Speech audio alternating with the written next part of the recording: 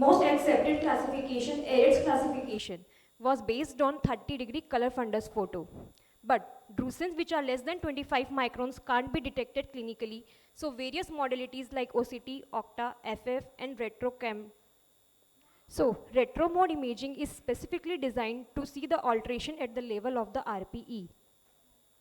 It incorporates the infrared laser which have the two apertures, right deviated and left deviated. So structures with scattering incident light laterally are seen using this mode. Advantages of retro mode are, it is a very sensitive modality for detecting drusen and smaller drusen which are easily detected on compared to the color fundus photo. It enhances the subtle features of low-lying drusen and it gives acute characterization of the retinochoroidal deposits and it can even detect smallest alterations. Aim of our study was to study the role of retro mode in early detection and to compare it with other pre-existing modalities on multimodal imaging system in dry AMD. It was a prospective observation cross-sectional study done on 409 eyes of the 207 patients. Patients included were of age 50 years or more with no early and the intermediate AMD. Mentioned below are the exclusion criteria.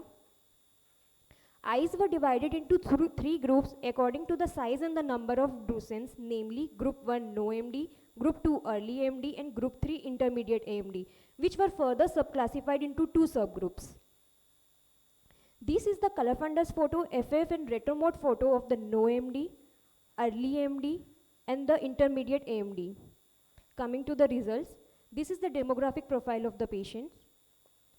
This table shows the number of drusens detected by the color fundus photo, FF and retro mode in the various stages of AMD. We also compared between the two modalities, color fundus photo and retro mode, color fundus photo and FF and the retro mode. This picture shows how we calculated the number of drusen using the software. Apart from calculating the number of drusen, we also calculated the extent in the form of area of the disease involved using color fundus photo, FF, retro mode. So to conclude, retro mode is found to be better diagnostic modality in detecting more number of drusen with area of involvement than any other existing modalities. Though superior as found in our study, this mode can't replace other modalities at present, but only act as a complementary investigation in early detection of this disease.